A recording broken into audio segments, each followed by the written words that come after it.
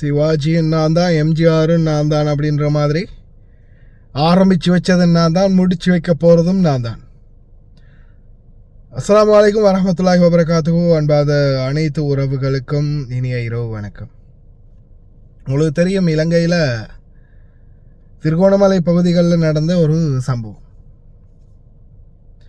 எதுக்கு எடுத்தாங்க, எதுக்கு வச்சாங்க, இன்னமும் சரியான பதில் இல்லை, கேள்விக்குரிய பதில் இல்லை.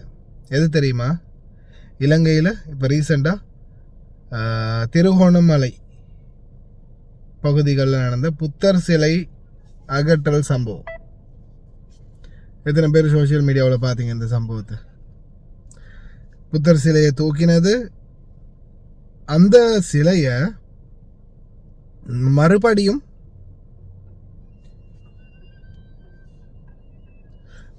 வந்து கொண்டு போய் வச்சது. அதே சிலையை மறுபடியும் அதே இடத்துல கொண்டு போய் வச்சு பூஜை பண்ணினது.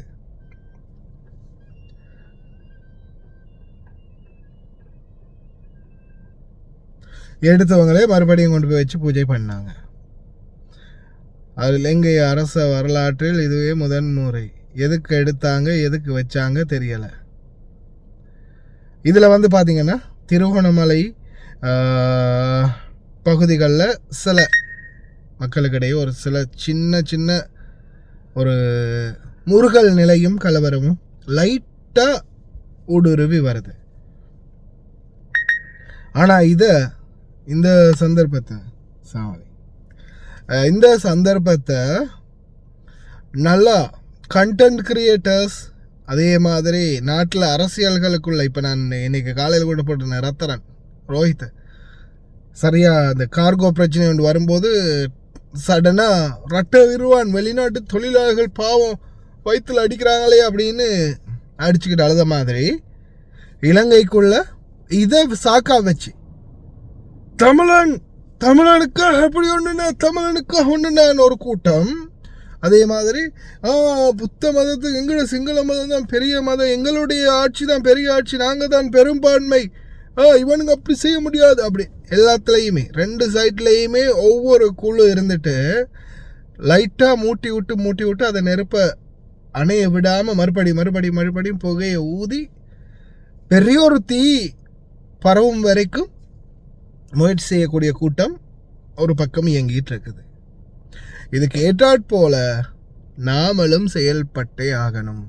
குறிப்பாக இலங்கை அரசாங்கம், தற்போதைய நல்லாட்சி அரசாங்கம் இதை இன்னும் சரி பண்ணுவாங்க. இதில் இன்னமும் பிரச்சனைகள் இருந்தால் உடனடியாக தீர்த்து வைப்பாங்க. அதே மாதிரி அரசாங்கத்துக்கும் அரச ரீதியாகவும் சட்ட விரோதமாக ஏதாவது செயல்பாடுகள் இருந்தால் அதை சட்ட ரீதியாகவும் ஃபேஸ் பண்ணுறதுக்கு மக்கள் ஒரு நிலப்பாட்டுக்கு வரணும். போய் அடித்து உடைச்சி அதெல்லாம் தூக்கி வீசி எல்லாம் செஞ்சு பிரச்சனை பண்ணி பெரிய அளவில் இதை இஷ்யூ ஆக்கி இதை எப்படியோ அடித்து உடைச்சி நம்ம பெரிய கேஸாக்கி தான் கொண்டு போகணும் அப்படின்ற நிலைமை இல்லாமல் சாதாரணமாக இதை வந்து நார்மலாக நம்ம பேசி கதைச்சி கிளியர் பண்ணிக்கொள்ளலாம். அரசாங்கத்துக்கிட்ட வந்து அறிவித்து இதை வந்து வேறு மாதிரியான சிச்சுவேஷனில் இதை கொண்டு போகலாம், லீகலாக இதை ஃபேஸ் பண்ணலாம் அப்படின்ற ஒரு மனநிலைமைக்கு மக்கள் வரணும்.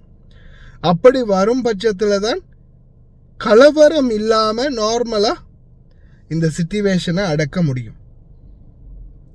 அப்படி இல்லாமல் மக்கள் எல்லாரும் ஒன்று சேர்ந்து கலவரம் பிரச்சனைன்ற வகையில் இதை கொண்டு போனாங்கன்னா கடைசி வரைக்கும் நாட்டில் பல உயிர்களும் கலவரமும் தொடருமே தவிர போகிறது கடைசி வரைக்கும் குறையாது. அதால் மக்கள்